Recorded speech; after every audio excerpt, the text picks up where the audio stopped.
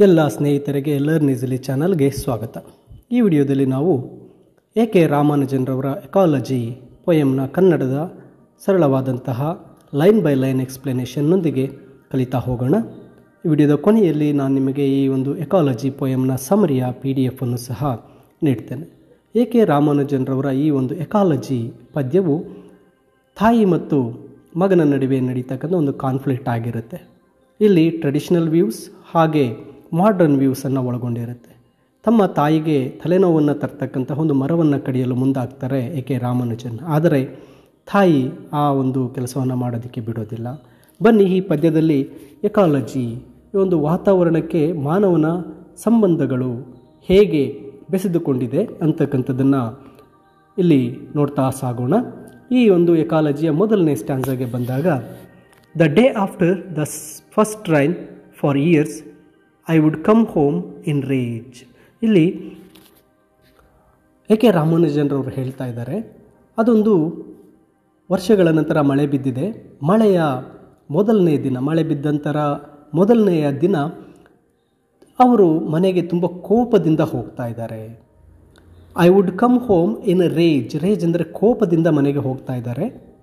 ಅವರ ಕೋಪಕ್ಕೆ ಕಾರಣ ಏನು ಅನ್ನೋದು ಎರಡನೇ ಸ್ಟ್ಯಾನ್ಸದಲ್ಲಿ ಹೇಳ್ತಾರೆ.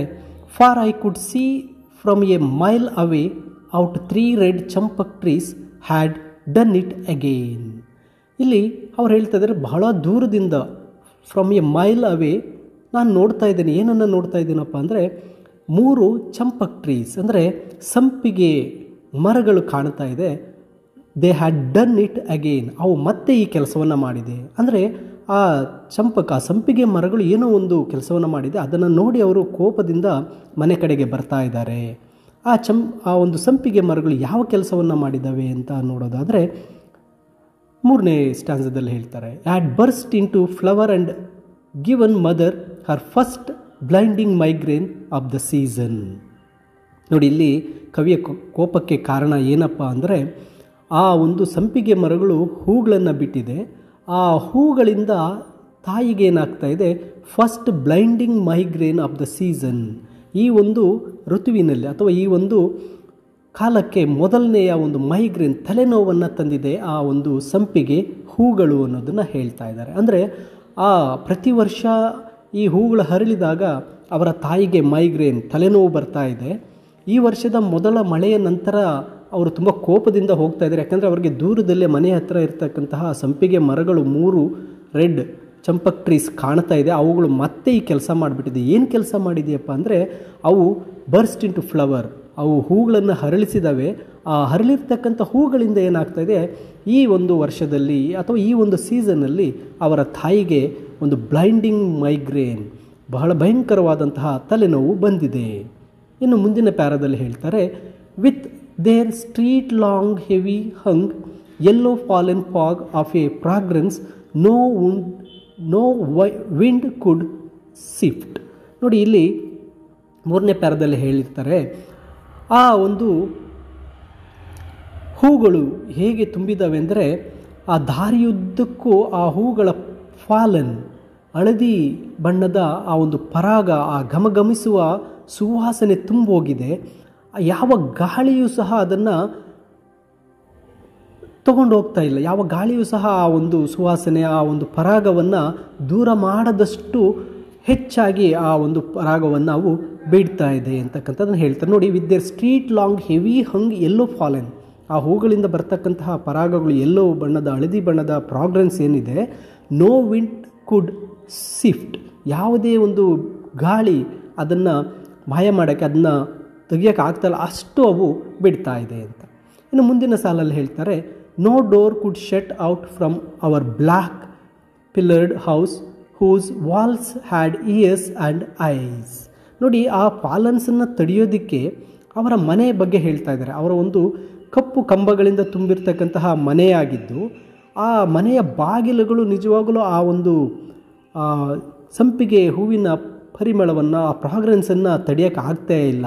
ಅದು ಹೇಗಾಗಿದೆ ಅಂದರೆ, ಅವರ ಮನೆಯ ಗೋಡೆಗಳಿಗೆ ಕಿವಿಗಳು, ಕಣ್ಣುಗಳಿದ್ದ ಹಾಗಿದ್ದರೂ ಸಹ ಆ ಒಂದು ಫ್ರಾಗ್ರೆನ್ಸ್ ಆ ಮನೆಯ ಒಳಗೆ ನುಗ್ಗುತ್ತಾ ಹೋಗ್ತಾ ಇದೆ. ಹಾಗೆ ಇನ್ನು ಮುಂದಿನ ಸಾಲಲ್ಲಿ ಹೇಳ್ತಾರೆ, scale, smells, bone, creaks, nightly visiting voices and were for us like us. ಅಲ್ಲಿರ್ತಕ್ಕಂತಹ ಹಲವಾರು ರೂಪುಗಳು, ವಾಸನೆಗಳು, ಮಳೆಗಳ ಸದ್ದು, ರಾತ್ರಿ ಭೇಟಿ ನೀಡ್ತಕ್ಕಂತಹ ಒಂದು ಕೀಟಗಳ ಧ್ವನಿ ಇವೆಲ್ಲವೂ ಸಹ ರಂಧ್ರಗಳಾಗಿದೆ, ಆ ಫ್ರಾಗ್ರೆನ್ಸ್ ಅಲ್ಲಿ ನುಗ್ಗುತ್ತಾ ಇದೆ ಅಂತಕ್ಕಂಥದ್ದನ್ನು ಹೇಳ್ತಾ ಇದ್ದಾರೆ.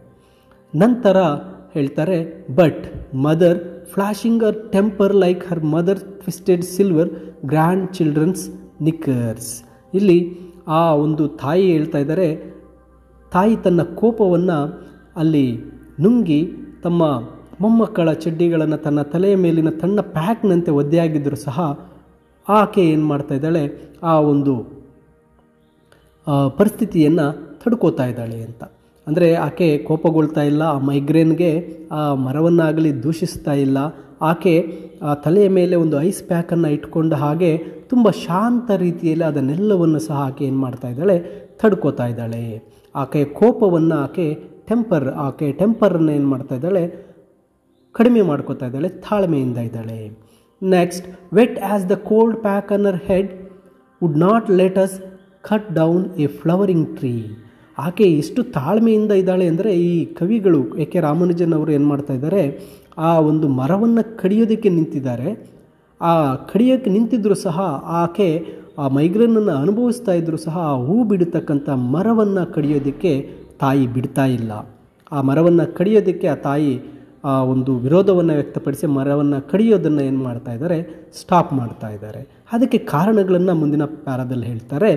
Almost as old as her seeded she said, by a passing bird's providential droppings taken as a blessing came from the sky. ಆಕೆ ಹೇಳ್ತಾ ಇದ್ದಾರೆ, ಯಾಕೆ ಮಗನನ್ನು ಆ ಒಂದು ಮರವನ್ನು ಕಡಿಯೋದಕ್ಕೆ ಬಿಡ್ತಾ ಇಲ್ಲ ಅಂದರೆ, ಆ ಮರವು ತನ್ನಷ್ಟೇ ಹಳೆಯದಾಗಿದೆ. ಅಂದರೆ ಆ ತಾಯಿ ಮಗುವಾಗಿದ್ದಾಗ ಆ ಮರ ಬೆಳೆಯೋದಕ್ಕೆ ಸ್ಟಾರ್ಟ್ ಆಗಿದೆ. ತನ್ನಷ್ಟೇ ಹಳೆಯದಾಗಿರ್ತಕ್ಕಂಥ ಮರಗಳಿವು. ಈ ಬೀಜಗಳು, ಈ ಮರ ಹೇಗೆ ಬಂತು ಅಂದರೆ, ಈ ಹಾರುವ ಹಕ್ಕಿಗಳು ಅದರ ಒಂದು ಹಿಕ್ಕೆಯಿಂದ ಆ ಮರದ ಆ ಒಂದು ಸಂಪಿಗೆ ಮರದ ಬೀಜಗಳು ಈ ಭೂಮಿಗೆ ಬಿದ್ದು ಅವು ಮರವಾಗಿದ್ದಾವೆ.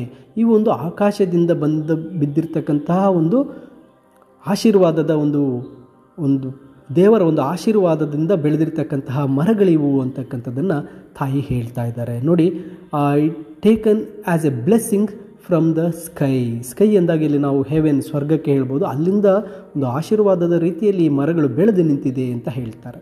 ನಂತರ ಆ ಮರವನ್ನು ಕಡಿಯದೇ ಇರೋದಕ್ಕೆ ಆಕೆ ಇನ್ನೊಂದಷ್ಟು ಉತ್ತರಗಳನ್ನು ಹೇಳ್ತಾರೆ. To give her gods and her daughters basket full of annual flower, this is the extent of what this tree is good for. ಇಲ್ಲಿ ನೋಡಿ, ಆಕೆ ಹೇಳ್ತಾ ಇದ್ದಾಳೆ, ಈ ಮರಗಳಿಂದ ಏನು ಬರ್ತಾ ಇದೆಯಪ್ಪ ಅಂದರೆ, it giving A basket full of annual flowers. ಪ್ರತಿ ವರ್ಷ ಒಂದು ಬುಟ್ಟಿಯ ತುಂಬ ಹೂಗಳನ್ನು ಕೊಡ್ತಾ ಇದೆ. ಯಾರಿಗೆ? ಹರ್ ಡಾಟರ್ಸ್ ಅಂದರೆ ಆ ತಾಯಿ ಹೇಳ್ತಾ ಇದ್ದಾರೆ, ಈ ಒಂದು ಮರಗಳಿಂದ, ಈ ನನ್ನ ದೇವರಂತಹ ಈ ಮರಗಳಿಂದ ನನ್ನ ಹೆಣ್ಣು ಮಕ್ಕಳು ಮತ್ತು ಅವರ ಹೆಣ್ಣು ಮಕ್ಕಳು ಪ್ರತಿ ವರ್ಷವೂ ಸಹ ಬುಟ್ಟಿಗಳಷ್ಟು ಹೂಗಳನ್ನು ಈ ಮರದಿಂದ ಪಡ್ಕೊಳ್ತಾ ಇದ್ದೀವಿ. ಈ ಮರದಿಂದ ಅಷ್ಟು ಪ್ರಯೋಜನವಿದೆ ಅಂತಕ್ಕಂತಹ ಮಾತನ್ನು ಹೇಳ್ತಾರೆ. ಆದ್ದರಿಂದ ಈ ಮರವನ್ನು ಕಡಿಯೋಕ್ಕೆ ಆಕೆ ಬಿಡ್ತಾ ಇಲ್ಲ. And for one line of cousins adore of migraines is season burn ಅಂತ ಹೇಳ್ತಾರೆ. ಇನ್ನು ಕೊನೆಗೆ ಒಂದು ಸಾಲಿನಲ್ಲಿ ಹೇಳಬೇಕಂದ್ರೆ, ಅವರ ಒಂದು ಸಂಬಂಧಿಗಳಿಗೆ ಎಲ್ಲರಿಗೂ ಸಹ ಈ ಒಂದು ಋತುವಿನಲ್ಲಿ ಈ ಸಂಪಿಗೆ ಮರಗಳು, ಈ ಚಂಪಕ್ ಫ್ಲವರ್ಸ್ ಏನು ಮಾಡ್ತಾ ಇದೆ, ತಲೆನೋವನ್ನು ಒಂದು ವರದಾನವನ್ನಾಗಿ ಕೊಟ್ಬಿಟ್ಟಿದೆ. ಪ್ರತಿ ಸೀಸನ್ನಲ್ಲಿ ಅದು ಹೂ ಬಿಟ್ಟ ತಕ್ಷಣ ಏನಾಗ್ತಾ ಇದೆ, ಆ ತಾಯಿ ಮತ್ತು ಅವರ ಒಂದು ಸಂಬಂಧಿಗಳು ಏನಿದ್ದಾರೆ ಅವರಿಗೆಲ್ಲರಿಗೂ ಸಹ ಆ ಪರಿಮಳದಿಂದ ಮೈಗ್ರೇನ್ ಅನ್ನೋದನ್ನ ಬರ್ತಾ ಇದೆ. ಪ್ರತಿ ಋತುವಿನಲ್ಲಿ ಇದನ್ನು ಅದು ವರದಾನವನ್ನಾಗಿ ಕೊಟ್ಬಿಟ್ಟಿದೆ ಆ ಮರಗಳು ಅಂತ. ಇಲ್ಲಿ ಕೆ ರಾಮಾನುಜನ್ ಅವರು ಏನು ಮಾಡ್ತಾ ಇದ್ದಾರೆ, ತಮ್ಮ ತಾಯಿಗೆ ತಲೆನೋವು ಕೊಡ್ತಕ್ಕಂತಹ ಈ ಮರವನ್ನು ಕಡಿಬೇಕು ಅಂತ ಯೋಚನೆ ಮಾಡ್ತಾರೆ. ಆದರೆ ತಾಯಿ ಬಹಳಷ್ಟು ವರ್ಷಗಳಿಂದ ಮರದೊಂದಿಗೆ ತಲೆನೋವನ್ನು ಪಡ್ಕೊಂಡ್ರೂ ಸಹ ಆ ಮರದಿಂದ ಬುಟ್ಟಿಯ ಹೂಗಳನ್ನು ಕೊಡ್ತಾ ಇದೆ. ಅದೊಂದು ದೇವರ ಕೃಪೆಯಿಂದ ಬೆಳೆದಿರ್ತಕ್ಕಂತಹ ಮರಗಳು, ಅವುಗಳನ್ನು ನಾವು ಕಡಿಯಬಾರದು ಅಂತಕ್ಕಂಥದ್ದನ್ನು ನಿಲುವನ್ನು ತೋರಿಸ್ತಾ ಹೋಗಿದ್ದಾರೆ. ಎಕಾಲಜಿ ಅಂತಕ್ಕಂಥದ್ದು ಇಲ್ಲಿ ಆ ಮಾನವನ ಸಂಬಂಧ ವಿತ್ ಆ ಒಂದು ಪ್ರಕೃತಿಗೆ ಸಂಬಂಧವನ್ನು ತೋರಿಸ್ತಾ ಇದ್ದಾರೆ. ಇಲ್ಲಿ ಆ ಮಗ ಆ ಮರವನ್ನು ಕೆಟ್ಟದ್ದು ಅಂತ ನೋಡ್ತಾ ಇದ್ದಾರೆ, ತಾಯಿ ಆ ಮರವನ್ನು ದೈವಿ ಸ್ವರೂಪ, ಅದು ಪ್ರಕೃತಿಯೊಂದಿಗೆ ಸಂಬಂಧವನ್ನು ಹೇಳ್ತಾ ಹೋಗ್ತಾ ಇದ್ದಾರೆ. ನೋಡಿ, ಈ ಒಂದು ಕನ್ನಡದ ಸಾರಾಂಶ ಕೇಳಿದ ನಂತರ ಇದರ ಒಂದು PDF ಅನ್ನು ವಿಡಿಯೋದ ಡಿಸ್ಕ್ರಿಪ್ಷನಲ್ಲಿ ಕೊಟ್ಟಿರ್ತೇನೆ, ಡೌನ್ಲೋಡ್ ಮಾಡ್ಕೊಳ್ಳಿ, ಓದಿ. ಇದು ನಿಮಗೆ ತುಂಬ ಅರ್ಥ ಆಗುತ್ತೆ ಅಂತ ಭಾವಿಸ್ತಾ ಹೆಚ್ಚಿನ ವಿಡಿಯೋಗಳಿಗೆ ತಪ್ಪದೆ ಲರ್ನ್ ಈಸಿಲಿ ಚಾನಲನ್ನು ಸಬ್ಸ್ಕ್ರೈಬ್ ಮಾಡ್ಕೊಳ್ಳಿ ಅಂತ ತಿಳಿಸುತ್ತಾ ಎಲ್ಲರಿಗೂ ಧನ್ಯವಾದಗಳು.